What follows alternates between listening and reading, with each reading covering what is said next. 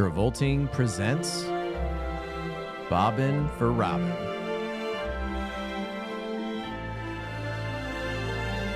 Hosted by Jeff Sweeney and Stuart Elmore.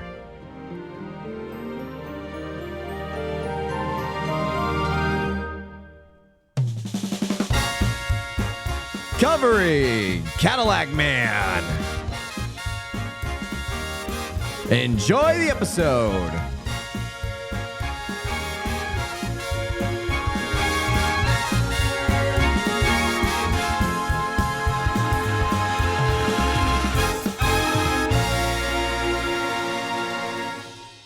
Okay, so my first problem. He's not just selling Cadillacs. He's selling other cars too, right? Like, I understand that Cadillac Man is a term. Yes. Right? For like used car sales. But also, he's not like, I don't know. It's not really a problem. It's just like, Stuart, I feel like we talked about like 3 movies like this on the show before. We have. That have this exact same kind of premise. Mm-hmm. Except, this one, I'm very scatterbrained right now. Good. Welcome back to Travolting. Bobbin for Robin. Cadillac Man. Weird movie.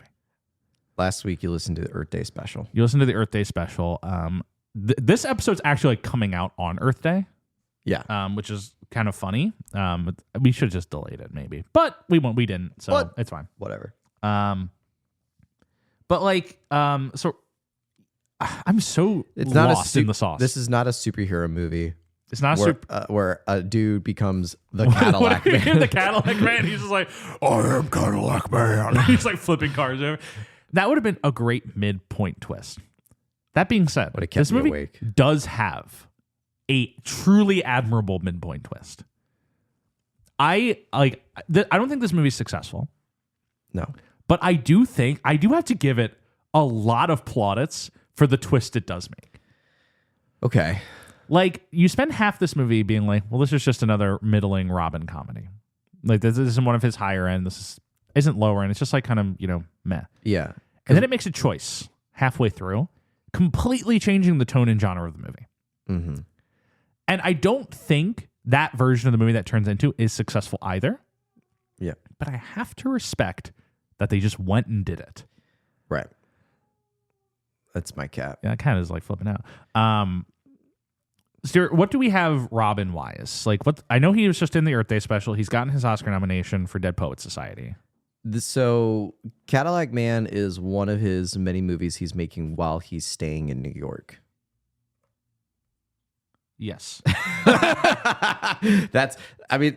Really, ultimately, like, that's kind of it. Like, as I explained in the prior episodes, Robin, in the time of like Dead Poets Society, as well as I think Portrait of a White Marriage, he's living in New York with Marcia, and he's doing a play with Steve Martin, Waiting for Godot. He does Dead Poets Society in Delaware, and he's doing a bunch of other different projects. Next week we'll talk about the movie Awakenings. I believe that was also a movie that he did while he was staying in New York. Awakenings it's him and De Niro. It's a big I haven't seen it, but it's to my understanding it's like a New York movie. Yeah, a very New York movie.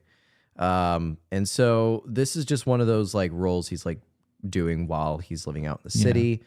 Shortly after this, I think around the time of probably Fisher King and Hook is when he's moved back to San Francisco. Yeah. And he's back in like the LA circuit kind of. But this is just another like kind of chapter in his like New York stage as he's out there. The movie, I think this was just like this is one of those movies where, I think they filmed it shortly after Dead Poets Society was filmed, but it wasn't like released until after he had already gotten like his Oscar nomination. So it's obviously like, I mean, the title screen at the very front, it's like very clearly like trying to capitalize off Robin Williams. Yeah, of course. But I don't think this was like, this is not a film that was made utilizing the coattails of Robin Williams. It was more like a luck of timing, so to speak. Yeah. Does that make sense? No, that absolutely makes sense. So, like, because I don't want people to think it's like he had amazing success in Dead Poets Society. So what is he going to do next? Cadillac Man. No, that is not what happened. This was like filmed roughly around the time, like it was probably the very next thing he did right after just getting wrapped off of Dead Poets Society. It was probably the next thing he did. I almost think the Earth Day special was filmed after Cadillac Man. The Earth Day special was also like a day of work. Exactly. That's why I think it was like the Earth Day special probably had a very short post-production turnaround. Cadillac Man went through a lot of funding problems and things like that, as most of those films do. It doesn't have, so I think the director at the helm of this, Roger Donaldson. Yes. He's mostly known for these kinds of. I mean, he's a journeyman. He's a journeyman director who just kind of like, he's known for like, he gets you the movie. I mean, he directed Sleeping Dogs is a Naked New Zealand classic. But the bigger movies that like an American audience would know him for are like Cocktail, No Way Out, Dante's Peak. He did the volcano movie. Mm-hmm. He's just like one of those guys who just like, churns out movies, never really gets like plaudits necessarily. Yeah. But it's just like silently, I hate to use this word to describe film, but just as like creating product, Yeah. Yeah, and I think this is, I'm trying to see when did this, okay, this was produced by Orion. Yeah, the best film company of all time. Anyway, Orion has such a good logo. It does. I get so hyped when Orion logos. When you see an Orion logo. Because it's like it's the star, the kind of like the 80s like starscape with the blue in it, and then the little stars come up and then they make the Orion. Right. I don't know. It's pretty good, right? And then it went defunct in 99. But it's back. With a lesser logo. Yes, it is. It's a bad logo. Yeah, the new one's not as good, but it's still like mostly fine. Relaunched in 2013, yeah. Yeah, I mean, that's really all I have to say about the context of Robin for Cadillac Man. I think even he knew this film wasn't going to be great. It was more so just a job of opportunity. Yeah. Like, yeah, I'm sure he was just like, you know what? There's comedy. They want me in it. I enjoy the concept. Because the thing about like comedy is like, you don't always know if they're going to be good when you're making them. Yeah. Like you could get the pitch of this movie is pretty good if you're told it as a comedian. You're a used car salesman, which is inherently a fun concept. Yeah. You have 5 women that you're juggling, that you're trying to like placate and not let know each other, and you have to sell 12 cars in one day. But then halfway through the movie, you're gonna get stuck in a hostage situation. It's a fun pitch. Yeah. And I also say like Robin. I think Robin also pulled from this role because his dad was an executive at Ford Automotives. So that's just a fun little fact for you. Yeah. He was like, oh, Dad worked at Ford. I guess I'll be the car salesman in Cadillac Man. Mm-hmm. I don't know. Robin does that a lot. Robin does do that a lot. Where it's just like, oh, I see a little thing that's connected to my personal life. Yeah. Sounds good.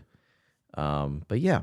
This is like, because he's trying to do like a mix. He's established himself as a dramatic actor, truly, and he's going to keep that train going. But he still wants to work in comedies because he's a comedian, right? So this is like the really beginning of his bounce between the two. And I think going into this movie, there was no misunderstanding that they were going to work around his comedy. Yeah. So like that was another draw for him. I read somewhere that like they used Steadicam a lot in this movie, mainly because like they wanted to be able to move with Robin for whatever he was doing. Which is very smart. It is very smart. I just wish they had stuck to that format. Yeah, because I don't think they do. There's like a few, like the very first scene in the movie has like a pretty interesting like Steadicam work going on in it, but then like once you get to the hostage situation, it feels then very like static cam. Yeah. Well, I think a lot about like when you bring that up, I think a lot about Ghostbusters, a movie that the charm of the first Ghostbusters is so much as how like shaggy and loose that movie feels. Yeah, because that movie's a comedy first, with like ghosts in it. It's a comedy about building a business, and then like there's ghosts. Ghosts are just the business. Yeah, Ghostbusters 2. The problem is, it's so like, and Bill Murray and Harold Ramis have talked about this, is that movie is like so kind of locked into the effects work that they had to do for it. Yeah. That there's not really space to be shaggy and loose. Mm-hmm. Like they're like, you have to hit this mark. You have to do this. Mm-hmm. This has to occur. Yeah. Whereas you watch the first Ghostbusters and they're just riffing. Yeah. And the camera's like working with them. Yeah. It's the same thing with Cadillac Man and Robin Williams as a performer. Is like you have to be willing to like be loose with him. Mm-hmm. Otherwise, you're not going to get what you want out of him. Yeah. Yeah. Agreed. You can't tell Robin, here's your mark A. You move to mark B. And then you go to mark C. I just imagine, like, again, with us working in film and television, like, what would a marking rehearsal with Robin Williams be like? Probably don't do one. Right? Probably doesn't do one. Well, you probably get a really good first AC who's just like, yeah, it's like, because like I just can't imagine, like, maybe he got better at this, but I just don't imagine Robin in the start of his acting career very good at hitting his marks and finding his light. It was more so like, no, just light the scene for wherever he's gonna go, and like he might hit his mark, but be prepared for him not to. I mean, this is one of those movies where, or he's one of those performers where like, what's a rehearsal? We're like, yeah, what's a rehearsal? But like where you mark instead of like, you know, we work on shows that can be rigid sometimes. Yeah. With like, you go here, you go there, and then you wind up there. Yeah. Whereas like on some productions and with some actors, like it's kind of like you just mark like, okay, especially with film cameras, like this is 10 feet away, this is 15, this is 20 feet, and you just get your marks of like, you know, distance. I remember, and then you just like watch where the actor goes in these distances, and you just pull off of that. Well, I remember I worked with some actors that, you know, have been around for a while, and they use the style of just framing.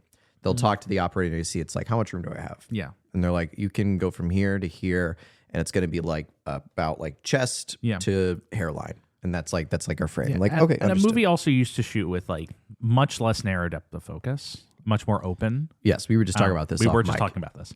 Like a movie used to have much more deep focus, where it's like you have a lot of space to play with in that. Yeah. Especially like older films, which this is not one of. This is not like, you know, Citizen Kane or something. Right. Anyway, this movie's marketed as a black comedy. Yes. Ostensibly, it is. Ostensibly, it is. Yeah. Except it's like neither like that serious nor that funny is kind of the problem. Yeah. I don't know. This movie's like fine. Yeah, it's like fine at best, right? But that's like the worst, though. You'd almost wish it was either. Like you kind of want this to be a disaster, or you want this to be great. Right. Yeah.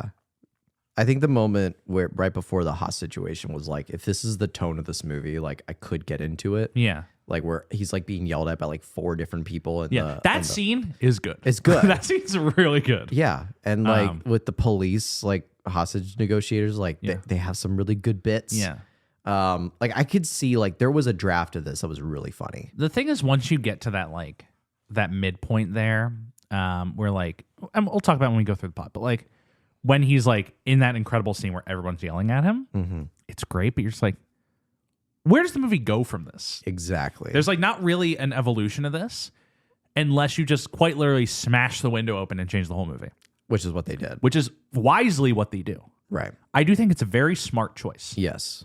However, the movie they turn it into is not that successful. Well, the thing is, it's like, and Roger Ebert actually says this in the review that I'll just read. It's like, my problems with Cadillac Man were probably inspired more by false expectations than anything on screen. And maybe if Tim Robbins, had come crashing in through the window in the first scene, I would have liked it more, which is honestly, I think, like a very good like review, because I think that whole thing should have been like the second scene of the movie. Yeah. And then the rest of this should have been like a Dog Day Afternoon spiff. I genuinely like, I just think like the two halves of the movie, were they better? I like how it's a midpoint change. Because I really like that you get that 40 minutes of escalation. I don't feel it escalating though, do you? It's not like super successful, but when you do get to that point where like every plot line that Robin has gotten himself embroiled in all comes to a head at once. Yeah. Like that's the escalation that like you need to fine tune a little more. But I like the concept of it, and I like where it gets. Robin's very good at playing sweaty. He's very good at playing sweaty. And like I hate to paint this comparison, but I almost think about like Uncut Gems. Like if you imagine like put like Adam Sandler aged Robin Williams from Uncut Gems into that role. Like I could see that still working kind of. But the only difference is like Adam Sandler's role in Uncut Gems is more like sleazy sweaty. Yeah. Whereas like Robin is more just like he's not sleazy enough. He's not is a problem with sleazy this enough. movie. Yeah, he needs to be more sleazy. Because I think that's a huge thing in this the movie. great used car salesman movie is Robert Zemeckis' Used Cars. Have you ever seen Used Cars? No. You would love Used Cars. Good. So it's a movie about Kurt Russell is a used car salesman at a used car store in basically the middle of the desert. And opposite them is another used car lot. And they're both run by twin brothers, played by the same guy. Good. And it turns into basically a war between the two shops. This movie escalates to the point of Kurt Russell like taps into White House broadcasts of Jimmy Carter in order to play a commercial for a used car for their used car store. In which they basically just rip a woman's top off and just like throw her boobs at the camera. Well, he's like, "Come to the store," is basically the idea. It's a movie about politics. Yeah. But using like a used car lot as the allegory for it. Okay. It's a really good movie. Yeah. It's very funny. Yeah. You'd like it. Yeah. But Kurt Russell is so sleazy in it. Good. Well, it's like you can see the grime like coming out of his pores. like that's the level of sleaze we're talking about. Yeah. Yeah. And that movie is so satirical, which this is not successfully satirical. No. It's not sweaty enough. Yeah.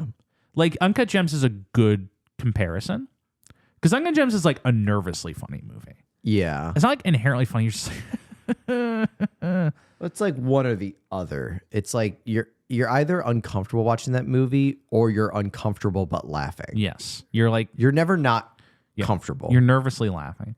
But Uncut Gems is a similar movie, has a similar concept like the midpoint of this, where it's like the end of Uncut Gems. Like there's only one way that movie has to end. Yeah. Spoiler alert for Uncut Gems. Skip ahead 30 seconds if you haven't seen it. When he gets shot, In the head. that's the only way that movie can end. Yeah. Otherwise, you're just watching him continue to become sweatier. Exactly. Like he wins the bet at the end of Uncut Gems. Yeah. He's just gonna reinvest that money into more bets. Exactly. That's where that if he survives, that's where the movie goes. Yeah. It's not like his problems are solved. Yeah. And so that's how you have to end that. It's similar as this, like, where's Robin's story gonna go when he's confronted by all these things happening at once? And his life's gonna collapse, and he's just gonna go sleep with a sixth woman. Yeah. And so it's like, well, you gotta break this, and you can't shoot him in the head, because that would be insane. Yeah. So you have to have that complete change. His life is all fixed by this situation. Yes, But it's not in line with the sleaziness of his character. Like I almost think like you know what this movie almost like did, but it didn't, and it should have because it would have been good at it. It's like you're making a movie about a used car salesman. Yeah. Who's in a hostage situation, and he's like kind of using his like salesman-ish tactics to try to like go back and forth between this like deranged lunatic and the cops, and he's trying to like broker the best deal. And the movie is trying to do that, but it does. Tries. But like basically it's less his skill as a used car salesman, and that it is Tim Robbins' stupidity. Yes. Like basically all the negotiations are he's like, what if you let the women go? And Tim Robbins, why would I do that? Yeah. He's like, because they're women. He's like, okay, and he lets them all go. Yeah. Like where's the dramatic tension in this? Yeah, exactly. Like, because at some point he like eventually he gets everybody to get out. Yeah. And it's just Robin and Tim Robbins. And at that point I'm like, I think about I mean, there's so many classic like hostage like movies, like Dog Day Afternoon. It's the Dog Day Afternoon thing. But it's like I think about like Inside Man, where it's like they're like bargaining for like food, they're bargaining for things with people. Mad City, a movie we talked about on this show. As you just said this, I thought again we're going back to Dustin, our friend Dustin Hoffman, character we might as well should cover on this show because we've talked a lot about many of his films already. But yeah, with Mad Shitty, that it is kind of like this needed to be like the twin of that movie in the sense that he is a news like reporter journalist who's trying to broker a deal with both sides to gain the best story. Yes. Whereas Robin is brokering like a deal between both sides to get the best like sale. Yeah, you have to feel Robin's sale. And also a big problem with this is like there is no sale. There's no sale. But in a movie like this, you have to feel the relationship these two characters develop. Yeah. Anytime that there's a movie, like A Dog Day Afternoon, Mad City, Inside Man, enemy mine is kind of like a similar concept to this, like the enemy mine trope, where it's like the episode of the TV show where the good guy and the bad guy get trapped in a cave together and they have to work together to escape. Whenever you do that, you have to feel the connection the two of them have brokered by the end of this. I don't feel a connection between. No, like Robin just starts to like him. Yeah, they just start liking each other randomly. And like all because he said like I slept with your wife and nobody else did. But then he's like he becomes cool with that. Yeah. I don't understand Tim Robbins' logos and ethos. No, he doesn't. He doesn't like. Say what you will about the tenets of National Socialism, dude. At least it's an ethos. Like it's a quote from Big Lebowski. Oh, okay. It's a point being like you have to have like an ethos. You have to have a point. Because Tim Robbins is coming in with a gun to do what? He's coming in to shoot the guy who slept with his girlfriend. No, to hold the guy who slept with his girlfriend hostage. No, that's the result. No, because he has all the bombs on his bike. He like clearly intends for this to become a hostage situation. You think so? Like he I don't think he did. He runs into the place and like has everybody corralled. Like that's his initial goal.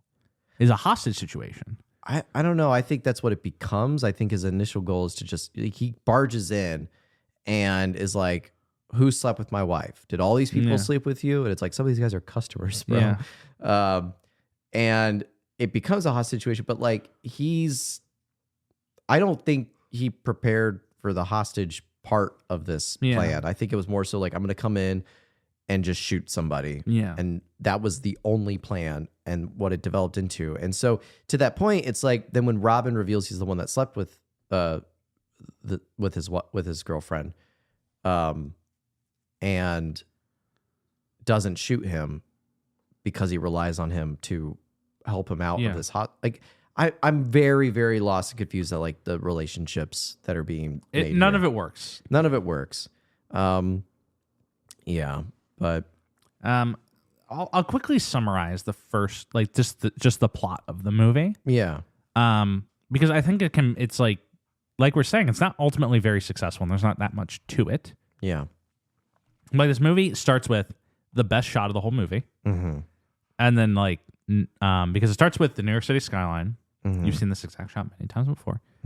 And it's just like panning over the buildings. And then it pans down to a cemetery. Yeah. And it moves over the cemetery in such a way that the gravestones look like city blocks. And I'm like, oh, yeah, I see your game. I see your game. What are we doing with it? And ultimately, we're not really doing anything with it, but it's like a really cool idea. Yeah, no, it is a cool idea. I like it's like the cemetery is a graves. It's like a grid system. Yeah, and it looks like basically instead of panning over the city skyline, we're panning over the gravestones. I'm like, all right, where's this going? What are we building to? The answer is we're not building to much. But we wind up at a hearse that's broken down, leading a funeral procession. Robin pulls up in front of it and tries to sell them a new car because he's that sleazy. And this is a good setup. It's a good setup for a different movie. And because this is the other thing that is terrible about this movie.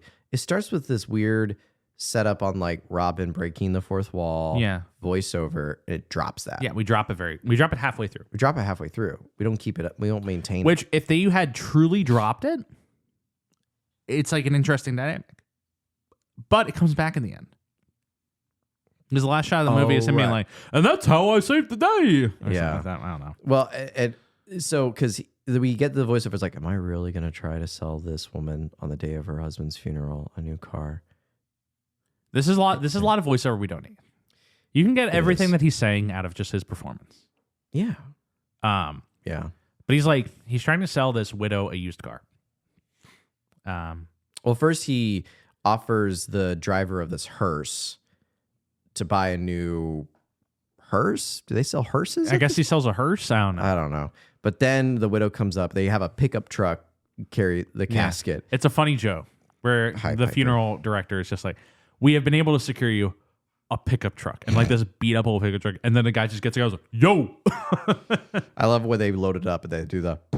Yeah, they slap the top of the coffin. Robin's like, pretty sure he's still in there, guys. And so then he tries to sell the widow a used car. And she's like, are you trying to sell me a car on the day of my husband's funeral? He's not even in the ground yet. He's not even in the ground yet. Well, and Robin just goes, yes, I am. Yes, I am. And you know what would have been funny? If she's like, I'll come by tomorrow. Yeah. Like, that would have been funny. But instead, she's like, she rips it up. It's like, you are a sleazy bastard. It's like, yeah, that's what we expected her to say. Yeah. But like, if you want to make this like bit about like, because what's the joke? Is the joke that he thinks he's a good used car salesman? He's not? Or is the joke that he's such a good used car salesman that there is no boundaries? I think the joke is that he just like hates himself. Well, that doesn't come across. Like he just like, I can't believe it. Like he's shameless, right? Kind of, yeah. Because right after that we get introduced to more of his life. His character's name is Joey O'Brien, by the way. Joey O'Brien, yeah. He has an ex-wife with a daughter, played by Pamela Reed, who was his wife in the football movie. What was it called? Best of Times. Best of Times. Yes. Playing his wife yet again. Yes. And then he has two mistresses, one who's married and one who isn't. The one who isn't married is kind of dumb. That's pretty much her personality. Yeah. He's got a lot of mistresses. Yeah, he's got more. I think we just see those two though, right? He's his ex-wife wants alimony. Yeah. His daughter's missing. That comes later in the movie, but like we never see her until the very we see her end. at the very end, which is a problem. Yeah. He's sleeping with Fran Drescher, current president of SAG, the nanny herself. Good. Who's married, and it's like a secret relationship. He also is sleeping with Lila, who is just like another woman who's trying to make it as a fashion designer. I don't know. But like he's juggling these three women essentially, and his job, which he's going to be fired from unless he can sell 12 cars. Yeah. Oh, and he also has a loan to a mafia kingpin. I missed that bit until the very they show end, up at the very end when the guy's like, "You saved my son. You owe me nothing." Yeah, like because the mafia kingpin's son works at the dealership. I guess. Anyway, but he has to sell 12 cars in 2 days. Yeah. Right. Or else he loses his job. He loses his job and everything else. And there's going to be a big sale on Sunday, which is when he thinks he can make the most sales. So he tries to convince everybody he knows to buy a car or like come by on the day of the sale. He asks Fran Drescher, bring your husband. Quick sidebar. Yeah. I don't know if it's still illegal, but did you know at one point in Indiana, it's illegal to sell or buy a car on Sunday? That's funny. I don't know if it's still the a thing. Lord's Day. It's something about it. The Sabbath. It is like an old religious rule that's just like never gone away, where it's like on Sunday you're not allowed to buy or sell a car. It's something to do with like religious Sabbath stuff, but like I don't know if it's still a law. It sounds like it's something that would have like changed, but I also wonder if other states have this kind of a thing. Yeah. It was just so goofy. Very goofy law in Indiana. Very silly. They're like, why? So when they were like, we have a big sale on Sunday, I'm like, hey, that doesn't work. And I'm like, oh, it's just an Indiana thing. So yeah, then I'm just gonna cut to the dealership. Yeah, because he's at the dealership and there's a lot of business. We skipped over 45 minutes of business. It's just business, but it's everything we've described is all that happens. Yeah. Because the first customers he's trying to sell to are this older Russian couple. Yes. Who he's like, you should get this car, and they're like, how much it cost? It's like, how much do you take American money? It's like, well, we certainly don't take Russian money. Like, yeah. But then right at this moment, very good. Right at this moment, Fran Drescher comes in with her husband. And so he's bouncing between the two different customers. And he's also trying to sell to the hearse guy who came in. Yeah, the hearse guy comes in too. And so he's got three customers. His wife's on the phone trying to tell him that their daughter is missing. Yeah. And that he needs to go look. Bouncing around 4 different things right now. And he is like getting so sweaty. He's bouncing between. He keeps being like, give me one moment, please, to the Russians. We're like, it's been multiple moments. I'm sick of your moment, sick of your minute. It's like, please, just 1 minute. And Fran Drescher's getting frustrated with him because he's kind of blowing her off. Yeah. And he's just like, everybody stop. And then at that exact moment, Tim Robbins drives a motorcycle through the window of the dealership with a machine gun, and is like, everybody down, and corrals everyone to a corner of the room. Yes, because he is the husband or boyfriend. Unclear. Husband, because there's a line where it's like, she's not my girlfriend, she's my wife. The secretary of the dealership, Donna, who's like kind of a tertiary character. Yes. Is Tim Robbins' wife, and he believes that she is sleeping with someone in the dealership. Yeah. So he's going to hold everyone hostage until he finds out who. Mm-hmm. And he believes it was like, it's because she's like, I slept with everyone. Yeah. And so he's like, everybody, I slept with my wife. I killed them all. But he starts by shooting her. Yeah, he shoots her. There's a moment where I thought, did he just kill her? And like, because it looks like she gets shot in the head, and then she collapses, and I'm like, oh my god, this movie really took a fucking turn. Yeah. But then they don't commit to it. Yeah, they don't. The bullet just grazed her head, so she's not dead. She's totally fine. She's very much fine. So then he does that, and then Robin comes in, and he's like, no. I'm the only one who slept with her. I'm the only one. Nobody else here did. And then Donna wakes up, and she's like, what are you talking about? It's like, Donna, remember that I'm the only one who slept with you? Like, trying to be like, shut up, bitch. Like, come on. come on. And she's like, oh, yeah. And so then Larry is beside himself. Yeah. Larry is Tim Robbins' name. Yeah, Tim Robbins. And so the police show up. And they have the whole place surrounded, and they're trying to use a megaphone to be like, come on out with your hands up. And then Tim Robbins like pushes Robin Williams out at gunpoint, and they do this like parrot game, a telephone game of like, what's the guy's name? They want to know your name. I'm not going to tell him my name. He's not going to tell him your name. It's like, well, can he come out and talk to you? They want you to come out and talk to them. I'm not going to come out. It's like, he was never not going to come out and talk to you. They do like a pretty fun like phone game thing going on. And then it goes nowhere, and they go back inside.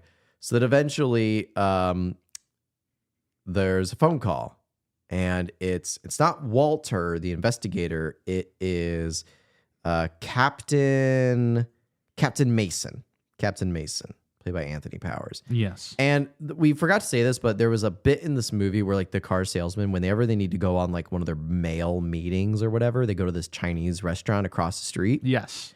And so the call is coming from the police, who have established their headquarters for this hostage negotiation to be in this Chinese restaurant. Yeah. Which I thought was very funny, because there's multiple moments he's like, all right, so what do you need? Do you want any? And he's like, and the Chinese like waitress comes up, and it's like, you're gonna pay now, please. And like, oh, 1 minute, please. Yeah. So I thought that was a pretty funny bit. But they're going back and forth on the hostage negotiation. It's not really going anywhere. Larry is like, doesn't know what to do. At one point, he's starting to like shoot himself, and they're like, no, Larry, no. And then Robin is kind of like going back and forth with Larry, Tim Robbins, and the cops. Eventually, he's able to like negotiate to get like some folks. He gets to all leave. the women out. Gets all the women out. And then he Gets the convinces Larry customers to out. let everyone else out, because he's like growing this weird affection to Larry. Yeah. For no apparent reason. No apparent reason. And then he's like, well, now it's just you and me. So what if you just give yourself up? And Larry's like, I'm not giving myself up. I want out of here. And Robin eventually convinces him to give himself up. He's like, you got to drop your gun. I'm not going to drop my gun. All right, well, at least unload your weapon. I'll take the bullets. Give me the bullets. Because we want to get you an insanity plea. Is that the idea? I don't know. Jeff, I don't know. It's like really poorly like structured at this point. Like the movie has lost the thread. Yeah. Because Tim Robbins just leads Robin Williams out, gun to his back. The gun's not loaded. But then, of course, the police just shoot him. Yeah. Which was like obviously what's going to happen. Yeah. Which is what happens in every movie like this. Yeah. And then it plays up as like this fucking dramatic moment, because Robin's like, Larry! But like, he's fine.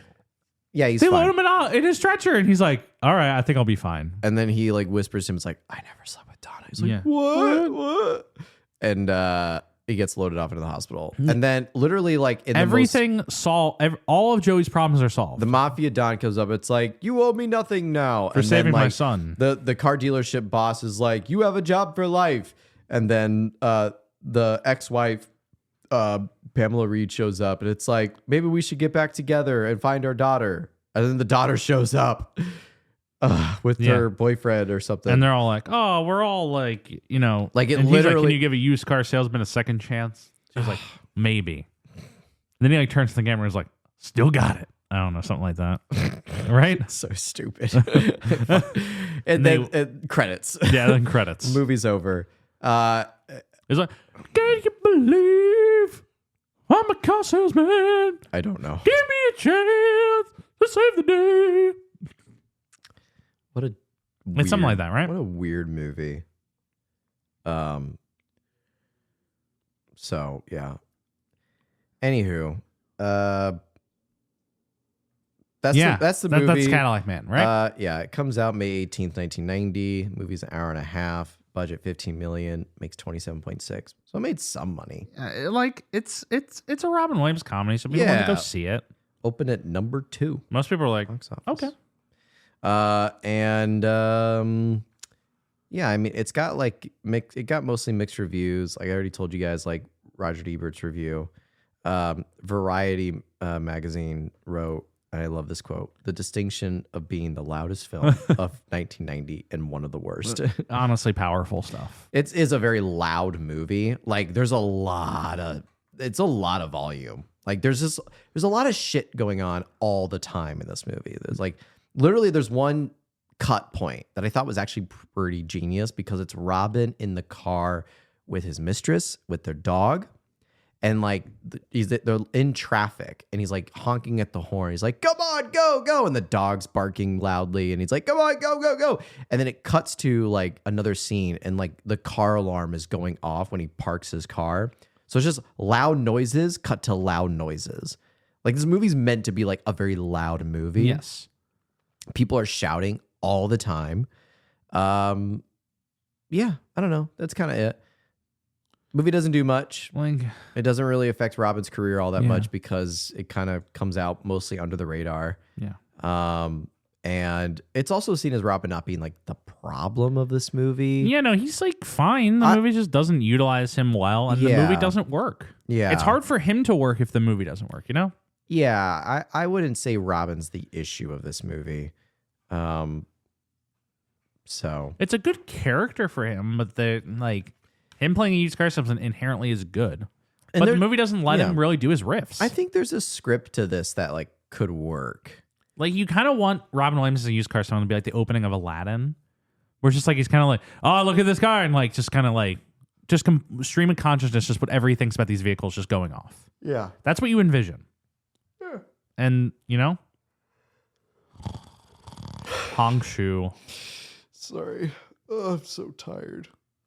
A little tired. But yeah, I think it's Cadillac Man, right? Yeah, that's the movie. Thank you all so much for listening. You'll join us next week for Awakenings, which that's a big movie in Robin's accolades, where he's acting alongside Robert De Niro. So anyway, yeah, next week you're gonna get Awakenings. The week after that, you're gonna wish for wings at work. Yeah. But next year's Awakenings. Are we gonna have a guest for Awakenings? We might have a guest for Awakenings. We might have a guest for Awakenings. Okay. Tune in next week for Awakenings. Hopefully, we'll have a guest. Yeah. Thank you all so much for listening. We at least did the justice of making this more than a 30-minute episode. Yeah. I think, Jeff, you said a crisp 40. Yeah. Well, we're at 39. Oh, hell yeah. Counting. Take us out. So I'm going to see if I can time this out perfectly to time it out for 40 minutes. So with that being said, thank you all so much for listening to the Travolting Presents Bobbin for Robin, Cadillac Man, 1990. If you like this episode, please remember to rate, review, comment, like, and subscribe on whatever platform you're listening on, of which we are on wherever you get your podcast. May that be Spotify, Apple Podcast, YouTube, Amazon Music, Pandora. YouTube. We're everywhere. YouTube. And as always, special thanks to Rebecca for the graphic design and Michael Van Bodegum Smith for the theme music that is now taking you out. And always remember, fuck White Castle. See you next week, guys.